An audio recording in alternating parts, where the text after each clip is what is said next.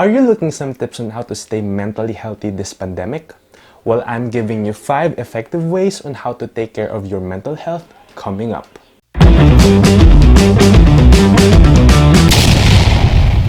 Hey guys, what's up? Josh here and welcome to my channel. And if you are new here, I am publishing different mental health and psychology videos, and if you find this channel interesting, consider hitting the subscribe button below. COVID-19 is stressful, and as soon as it was announced as a pandemic last January 2020, my life shifted literally. And ever since this happened, we are seeing a lot of things on how to take care of our physical health via social distancing, wearing masks, and washing your hands and using alcohols all the time.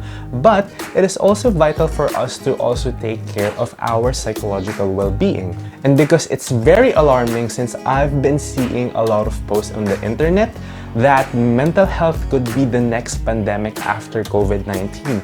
And that is very alarming. That's why I am calling out all mental health advocates from my previous video. So if you have the time, please also check it down the link below so you can see why am I calling for those advocates to create positive contents like this. Well, it is important that you take care of your physical health, but it is also vital that we are managing our mental health during this time. So while it is happening, also take time to address your psychological well-being because it is vital to our overall interaction with different people. And if you are not proactive in taking care of your mind and your overall well-being during this time, you may consider seeing a lot of downwards decline in your overall mental health. But before we unveil those 5 effective ways on how to take care of our mental health, it is also important that we take part in identifying those stressors that is actually affecting that downward decline through our mental health. Because when you're able to identify all of those stressors, you'll be able to create a reasonable action plan for you to take care of your mental health. And just to give you an idea, those stressors can come in from your own self, from fear of catching the virus, it can be reduced physical activity, it can be also cabin fever wherein you feel weak because you've been staying in your home for a couple of days, a couple of months, and from staying from your own bed, from your own house, it gives you a feeling of weakness that you can't actually do anything but just to stay in your house. So you feel isolated from that. And once you're able to identify all of those stressors, well, it's a good indicator that you are sensitive enough for you to identify the problems that is coming in for your mental health. Once that you're able to identify that, you must also be aware that there could be warning signs that your mental health is actually declining. These warning signs could be several, from changes in mood, changes in sleep habit, changes in your own appetite, or changes or difficulty sleeping or difficulty functioning. And you must be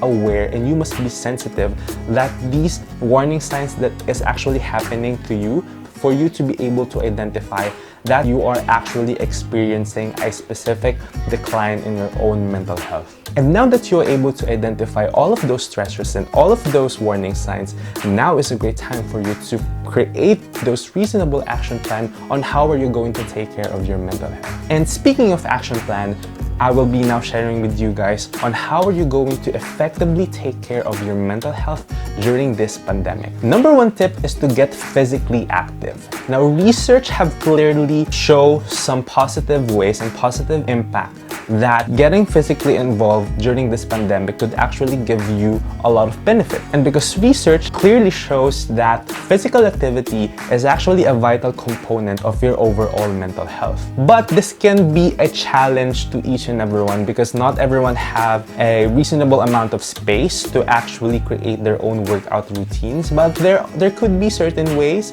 once you have that willingness to actually take care of your overall well-being, well, you really need to start on moving your bones and moving your muscles to get up on your chair, to get up on your bed. And just to share with you also, guys, so my friends and my families would sometimes call me a gym rat because when I was in Manila, I was going to the gym almost every day to spend my day, maybe an hour and a half, to work out and to get physically active. But now, during this coronavirus pandemic, it really changes my life drastically. But thank God we have several apps coming in from Play Store and App Store that can actually give us good routine workouts, and that is very effective. If you just have this specific attitude that you need to take care of your body, that you need to take care of your mental health, then everything will come smoothly. Also remember, guys, that the mind is very powerful. You just need to motivate yourself, and you just need to push your mind to get up your body and start working out. Start working out right now, but continue watching the video, please. Tip number 2 is maintain social connection. Even when you can't physically around with people, well, it's a good thing we have social media right now because it offers us a wide variety of range to connect with different people, not just with our friends, with our family, but we can also connect throughout the world. And it is very important, but there is a certain caution when you guys are connecting with other people. You must filter those connections that you are actually doing, because during this time, it's very toxic, you know. And when it's very toxic, you must filter out those people who are actually giving you positive contents, and you must also filter out those people who are giving you negative content. When we say maintain social connection, what we mean is we use social media to chat with your friends and relatives, post supportive comments to different people, especially those who are doing online selling. Just support their business. It doesn't necessarily mean that you need to buy from them, but supporting them in a certain way would really speak a lot of things.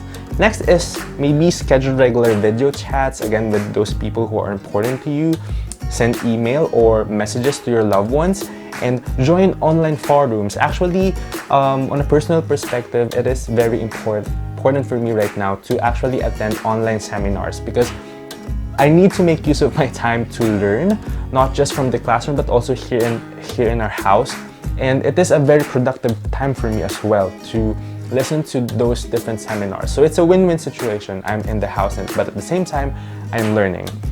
And speaking of maintaining social connections, well, it is also a good time for those people who are willing to create support groups. Well, support groups are important right now because it not just gives us the feeling or the sense of unity with others, that we are able to express our negativities or our thoughts, our opinions, our emotions. But this specific support group can actually be a companion during this time, because it's really hard to be alone. It's really hard to be isolated. So for those people who have this willingness, now is the right time for you guys to create a support group. Tip number 3 is to select what you're reading. While it is important that we stay informed, that we stay updated on what is currently happening in our society, but consuming constant content about the coronavirus can keep you in a heightened state of distress. And the media continuously reports on new cases of the virus and death tolls, which can greatly affect your psychological well-being. And just to give you further tips, here are some healthy ways to stay informed while also managing your media consumption. So the first one is, don't always put your TV on the news channel. While it is important that we stay informed, but while you want to become aware of the breaking reports, but keeping on a certain channel that can actually give you a positive vibe, then that is good. And maybe speaking of news, while it is important for us to stay informed, but maybe we should limit ourselves by listening to news maybe for 30 minutes or an hour, or maybe one watch segment of news in the TV in your local networks. Then from that we'll be informed, but at the same time, you are not spending your day on pure negativity that is actually media is providing us right now. Another good tip is to be mindful of your social media time. So now that we are isolated in our own houses, it is also vital for us to give time limits in terms of using social media. Especially me, when it was just the first week of this pandemic, I was on my phone 24/7 for the whole day. But right now, I'm trying to limit myself maybe an hour or two to surf the net, but for the rest of the day, I was doing a lot of things just to keep myself busy, to help out in our business. And lastly, be selective on the content that you actually consume. And it's also good that to read articles and watch programs and that focus on what you can do to stay healthy, especially this channel. This channel gives you a lot of things to how to take care of your mental health. So be sure to actually share this channel with your friends for us to become a healthy mentally healthy society. And tip number 4 is focus on the things that you can actually control. While during this pandemic, we have a lot of things that we cannot control on our own hands, especially those cases that is continuously spiking and those deaths that are continuously rising. We can't control those, we can't control other people, but what we can control is ourselves. What I mean by controlling yourself, it means that, for example, reducing unnecessary contact with different people, maintaining social distancing, wearing masks, using sanitizers and alcohols, and taking care of your psychological well-being. So those are several things that you can control on your own to be safe from the harms that is actually causing by this pandemic. And you can also try practicing healthy coping skills. And also, speaking of coping skills, be mindful if you are creating an unhealthy coping skills like drinking alcohol, smoking cigarette, and excessive eating. Those things could be really comforting with our physical body. It satisfies our needs, but the greater effect of this could be a detrimental effect to our overall well-being. So be mindful about that. And lastly, the most important tip, our tip number 5 is to maintain optimism. Look at the bigger picture. It's not forever that we're going to have a pandemic throughout our lifetime. It's just a phase in our lives that we're going to experience a certain pandemic. But at the end of the day, we need to consume or we need to spend our lives on a normal thing, like this is just a certain challenge. But to give up and to think that this is not going to end is not good for your overall mental health. Maybe one of the reasons why you are experiencing a lot of distress is because you are looking on a negative perspective rather than a positive perspective. So if we change our mind, if we calibrated our minds and leaning in towards a more positive perspective, then everything will follow. If we became optimistic into ourselves, then that is the only time that we are surviving this pandemic. Because if let's say that you stay healthy throughout this pandemic by not going outside, by not doing anything, by just isolating yourself, but the effect of this is actually on your mental health.